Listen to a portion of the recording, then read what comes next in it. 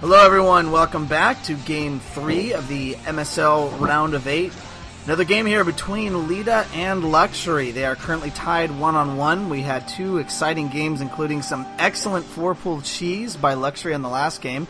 It was pretty exciting stuff. So the game coming up here is going to be on Byzantium 2, and it's a 4-player map. Steve, what's some information on this map? Well, Byzantium 2, I think it's a pretty even map. It's slightly Terran favored just based on statistics, but when you just look at the map, it doesn't look like there's really much that could favor one player or the other too much, or one race or the other too much.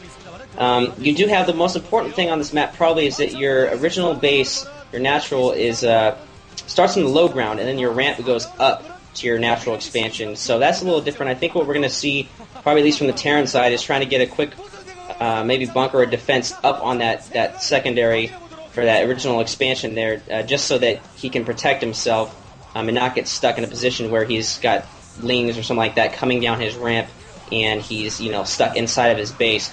So I think we're going to see more standard play on this map, probably Medic Marine, and we'll see what Luxery does if he goes for Mutalists or if he goes for 2-hatch Lurkers or something like that. The second expansion, the third base, is a little bit far away for Zerg, so it's a little harder to get to. And originally in Byzantium 1, the minerals were actually a little bit closer, but in Byzantium 2 they pushed the minerals just a little bit farther away, and so that does make a little bit of difference.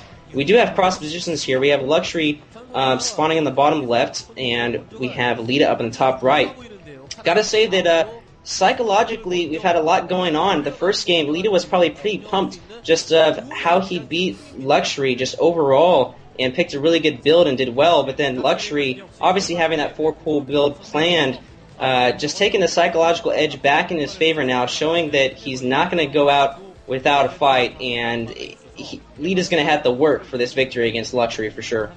Yeah, I agree, and I think the cross position is definitely going to help out in Leta's favor a little bit, just because if you aren't across from each other and you're right next to each other, you can get, being a Zerg player, you can get some lings in your opponent's base very, very quickly. Just up a couple ramps, down a couple more, and then you're good to go. Now, one thing that should be mentioned is that the second expansion, essentially on this map, you have your main expansion up the ramp, as Steve said. Excuse me. And then the second expansion is just right next to it on the same plateau. The second expansion has 3 different ramps leading up to it and is very, very difficult to hold. At least, I mean, I would imagine it would probably be a little more difficult for a Zerg player than for a Terran, but it is on high ground, so you do have the high ground advantage. It does look like Luxery, I believe that was a 9 overpool or overpool? Yeah, it was overpool.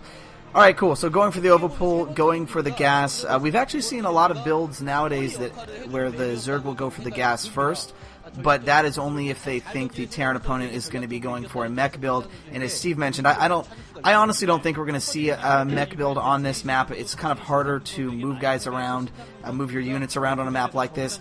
I honestly think Luxery will probably go for at least a Mutalist Harass. He hasn't done it in the previous 2 games. And I think that's something that you can really do fairly well. The one thing to note about this map is that there are artifacts right behind the mineral line on your natural expansion. So it is an excellent place if you can get in some Mutalisks to kind of harass and try to pick off a few SCVs.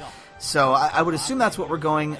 It looks like we are going to be seeing a Medic Marine build from Leta as we expected, and Luxery is going to get his lings out and going for his immediate expansion right now. So standard from both players so far.